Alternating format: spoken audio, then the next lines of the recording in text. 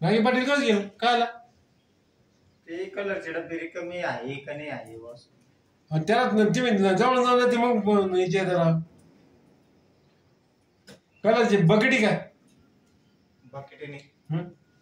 बकेटीत नव्हते त्या बकेटीत घेऊन गेलो तुम्ही आणलं होते.